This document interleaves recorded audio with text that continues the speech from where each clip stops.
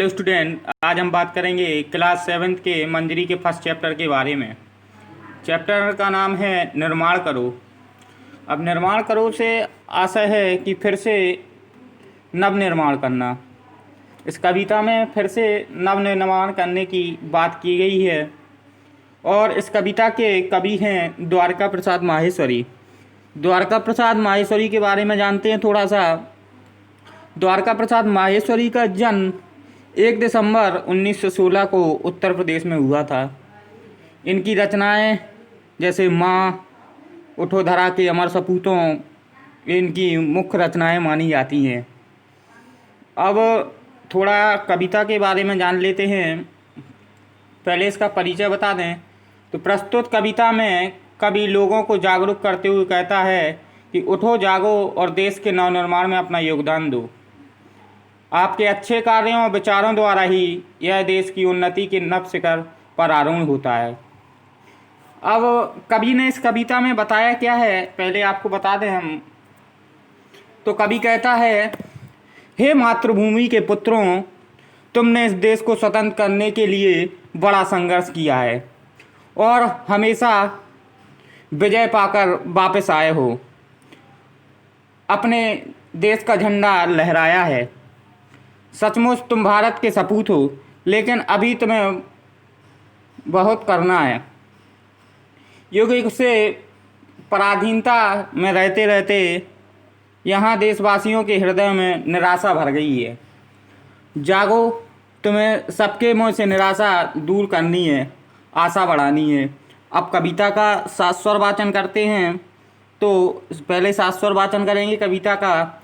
उठो धरा के अमर सपूतों, पुनः नया निर्माण करो, जन जन के जीवन में फिर से नई स्फूर्ति न प्राण करो। नया प्रात है, नई बात है, नई किरण है ज्योति नई, नई उमंगें, नई तरंगें, नई आस है सांस नई। युग युग के मुरझे सुमनों में नई मुस्कान भरो, उठो धरा के अमर सपूतों, पुनः नया निर्माण करो। कली कली खिल रही इधर, वह फूल फूल मुस्काया है, धरती माँ की आज हो रही नई सुनहरी काया है। नूतन मंगलमयी ध्वनियों से गुंजे जग उद्यान करो। सरस्वती का पावन मंदिर, यह संपत्ति तुम्हारी है। तुम में से हर बालक इसका रक्षक और पुजारी है। सत सत दीपक जला के ज्ञान के नवयोग आह्वान करो, उठो धरा के अमर सपूतों, पुनः नया निर्माण करो। अब इसका पंक्तिबद्ध भावार्थ जानेंगे तो देखते हैं इसमें। उठो धरा के अमर सपूतों, पुनः नया निर्माण करो। तो कवि कहता है, हे भारत माता के अमर सपूतों, अब पुनः निर्माण करने का समय आ गया है। जन जन के जीवन में फिर से नई स्फूर्ति न प्राण भरो। तो गुलामी से मुक्त हर व्यक्ति जीवन में फिर से नई चेतना, नए प्राण भरने का काम करो। नया प्रात है, नई बात है, नई किरण है ज्योति नई। तो कवि कहता है, अब तो हर रोज़ नई सुबह सूरज की नई किरणों में हमारे लिए नई बात और नया प्रकाश लेकर आ रही है। अब तो हर एक के मन में नई उमंग और नई तरंग है। आज़ादी की इस नई सांस के साथ सबकी आस पूर्ण करनी है। इन मुरझाए फूलों में नई जान भरनी है। अब युग युग के मुरझे सुमनों में नई नई मुस्कान भरो, उठो धरा के अमर सपूतों, पुनः नया निर्माण करो। तो कवि कहता है कि जो युग युग से बहुत लंबे समय से भारत विदेशियों का गुलाम रहा है, इसको आज़ादी के बाद, तो जो अब हम आज़ाद हो चुके थे उसके बाद नई नई उमंगें भरनी है लोगों के अंदर। लोगों को ऊर्जावान बनाना है। जो उनके मन में हताशा है उसको दूर करना है। कवि कहना चाहता है कि जो लंबे समय से फूल हैं, कभी फूल किसके लिए, फूल लोगों के लिए प्रयोग किया गया है। जो व्यक्ति हार गए हैं या निराश हो गए हैं, उनको मुस्कान भरना है। और फिर कहता है उठो धरा के अमर सपूतों पुनः नया निर्माण करो। तो हे अमर सपूतों, इस कल्याणकारी काम को करने के लिए तुम्हें नया निर्माण करना होगा। और अमर सपूतों, तो अमर सपूतों नौजवानों के लिए प्रयोग किया गया है। जो देश के नौजवान हैं उनसे कवि कहता है कि लोगों के मन की निराशा है वो दूर करनी है। अब कली कली खिल रही इधर, वह फूल फूल मुस्काया है। धरती माँ की आज हो रही नई सुनहरी काया है। नूतन नूतन मंगली ध्वनियों से गुंजित जग उद्यान करो। तो यहाँ आज भारत रूपी उद्यान की बात की गई है। भारत को उद्यान बताया गया है। इसमें मानवीकरण अलंकार का प्रयोग किया गया है कि मानव को प्रकृति बताया गया है इसमें। तो आज भारत रूपी उद्यान की हर एक कली खिल रही है। देखो, आज़ादी के बाद हर एक कली खिल रही है, लेकिन और सारे फूल मुस्कुरा रहे हैं। आज़ादी के सूर्य से सारी धरती को प्रकाशित किया है। ऐसा लगता है कि धरती माता का शरीर सुनहरा हो गया हो। वीर सपूतों को तुम्हें अपनी मंगलमयी वाणी से जगरूपी उद्यान को गुंजित करना है। कवि कहता है कि वीर सपूतों, तुम्हें अपनी मंगलमयी वाणी से जग रूपी उद्यान को गुंजित करना है। अब आगे चलते हैं। सरस्वती का पावन मंदिर, यह संपत्ति तुम्हारी है। तो यह पूरा देश सरस्वती का मंदिर कहा है कवि ने इस कविता में पूरे देश को सरस्वती का मंदिर कहा है। और फिर कहा है यहाँ की संपत्ति तुम्हारी है, तो यहाँ की शुभ या कल्याणकारी विद्याएं तुम्हारी हैं। ये सरस्वती माँ के लिए प्रयोग किया है। तुम में से प्रत्येक बालक इस शुभ विद्या मंदिर को या कल्याणकारी मंदिर का रक्षक और पुजारी है। तो रक्षक और पुजारी बताया गया है। तुम्हें सत दीपक जला के ज्ञान के नवों का आह्वान करना है। तो कभी इसमें कहता है सत का मतलब 100 बार ज्ञानी पुरुषों को ढूंढ कर इसमें ज्ञान के दीपक जलाने हैं। और तुम्हें यहाँ कोटि कोटि ज्ञान के दीपक जलाकर नवयुग का आह्वान करना है।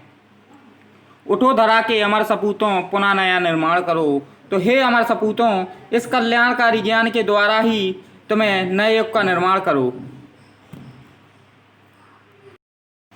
अब प्रस्तुत कविता में कवि ने भारत के पुराने चित्रण और नए चित्रण को दिखाया है कि जब हमारा देश गुलाम था तो लोगों के मन में निराशा छा गई थी। आज़ादी के बाद भी लोग निराश रहने लगे। तो इस निराशा को दूर करने के लिए कवि ने जो पंक्तियाँ प्रयुक्त की हैं कि नौजवानों से कहा है कि लोगों में अब फिर से नई चेतना और नई स्फूर्ति लाना है, जिससे फिर से लोग अपना नव जीवन जीने का तजुर्बा सीख सकें। क्योंकि गुलामी में लोगों को बहुत निराशा मिली है, बहुत परेशान रहे हैं इससे। अब इसको तुम्हें ही नई चेतना और नई स्फूर्ति में बदलना है, नव जीवन देना है लोगों को, उनके मन की निराशा को मुस्कान में बदलना है।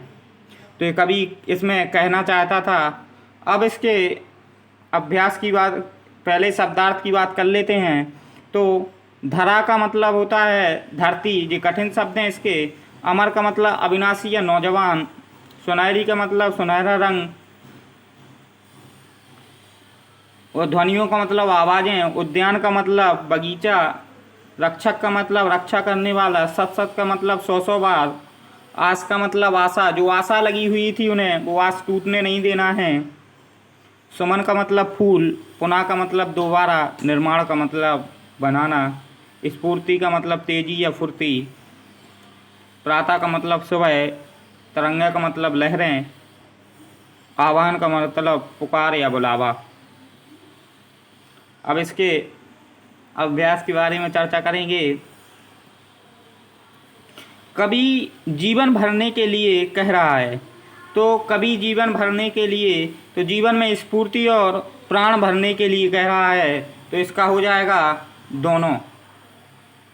आप देख सकते हैं दोनों हो जाएगा इसका। अब इसके आगे है कवि किससे जग उद्यान को गुंजित करने के लिए कह रहा है। तो जो नूतन मंगलमयी ध्वनियों से। अब नूतन का मतलब होता है नया। नया जो मंगलमयी ध्वनियाँ हैं उनसे कवि उद्यान को, जग रूपी उद्यान को गुंजित करने के लिए कह रहा है। कवि के ज्ञान कितने दीपक जलाने की बात कर रहा है, तो कवि के ज्ञान सत सत दीपक जलाने का बात कर रहा है, तो इसमें सत सत हो जाएगा।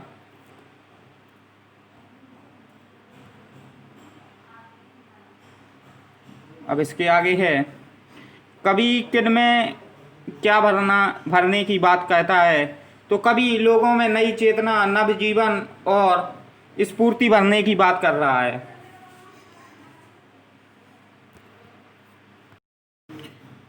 हर बालक किसका रक्षक और किसका पुजारी है, तो हर बालक आज भारत रूपी सरस्वती मंदिर का पुजारी है और रक्षक है। कवि किन में मुस्कान भरने की बात कर रहा है, तो कवि जो युगों युगों से मुरझाए हुए फूल हैं उनमें मुस्कान भरने की बात कर रहा है, जो लंबे समय से मुरझाए हुए हैं उनमें नई मुस्कान भरने की बात कर रहा है। कवि ने अमर सपूत किसे कहा है, तो भारत के नौजवानों को कवि ने अमर सपूत कहा है। अब है, कवि अमर सपूतों से क्या कह रहा है, तो कवि भारत के अमर सपूतों से कहता है कि हे भारत माता के अमर सपूतों, अब तुम्हें पुनः नया निर्माण करने का समय आ गया है। क्योंकि लोग गुलामी से मुक्त हुए थे तो उनमें निराशा बैठी थी, अब उस निराशा को दूर करना है। अब है, नवयुग का आवाहन किस प्रकार होता है, तो नवयुग का आह्वान कल्याणकारी ज्ञान रूपी नवयुग से होता है। क्योंकि जब हम नए ज्ञान का निर्माण करेंगे लोगों के अंदर, तो उनमें नवयुग का आह्वान होगा। धरती माँ की काया कैसे सुनहरी हो गई, कवि कहता है इसमें कि धरती माँ की काया कैसे सुनहरी हो गई। तो इसमें आपको बता दें कि जब लोग मुस्कुरा उठे थे तो मानो कि आज़ादी के सूर्य ने सारी धरती को प्रकाशित किया हो, ऐसा लगता है कि धरती माता का शरीर सुनहरा हो गया हो।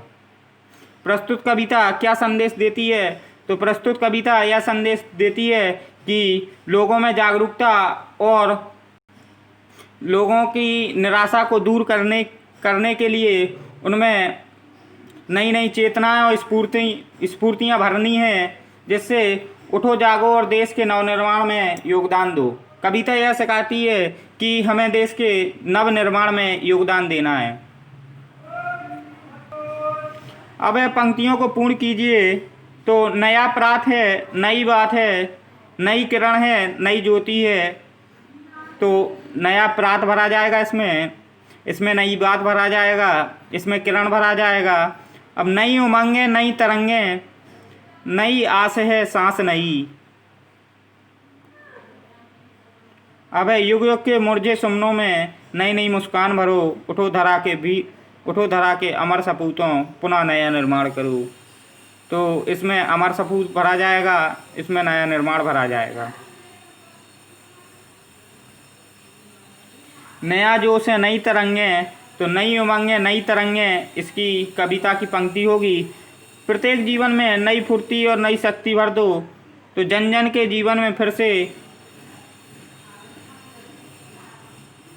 नई स्फूर्ति, नव प्राण भरो। तो ये कविता की पंक्तियाँ हो जाएंगी। अब भाषा के ज्ञान के बारे में बात करेंगे। तो कविता में 5 पुनरुक्त शब्द ढूंढकर लिखिए। तो पुनरुक्त शब्द का मतलब पुनरुक्ति प्रकाश अलंकार से है। पुनरुक्ति प्रकाश अलंकार से तात्पर्य यह होता है कि जो शब्द दोबारा एक ही साथ आए हों, जैसे शब्द युग्म, युग्म का मतलब कि जोड़े के साथ, जैसे नई नई, सत सत, युग युग, कली कली। तो नई नई है, सत सत है, तो 2 हो गए। अब युग युग और कली कली, फिर इसके बाद है जन जन।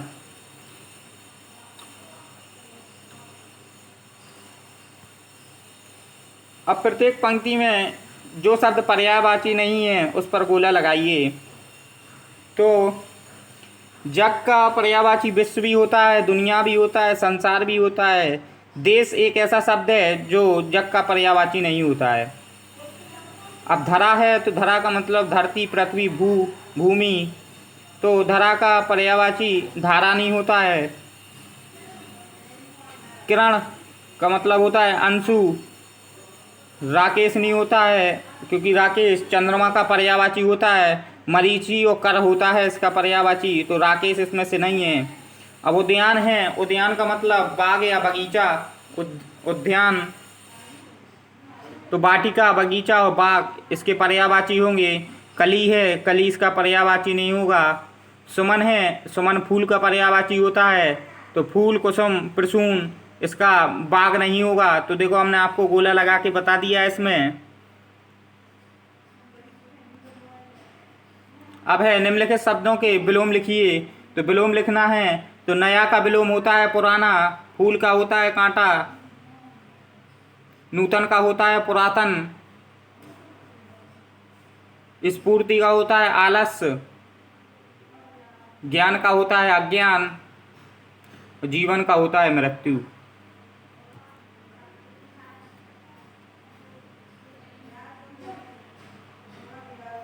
अब निम्नलिखित शब्दों को अपने वाक्यों में प्रयोग कीजिए। तो अपने वाक्यों में प्रयोग करना है पुनः, तो हमें यह काम पुनः शुरू करना है। ये हो सकता है इसका वाक्य प्रयोग स्फूर्ति। जब हम मंदिर और मस्जिद जाते हैं तो हमें एक नई शक्ति, नई स्फूर्ति भर जाती है। स्फूर्ति का हो गया। अब है निर्माण, तो हमें एक नए भवन का निर्माण करना है। सुमन, तो सुमन फूल का होता है, तो एक सुमन का बगीचा तैयार करना है।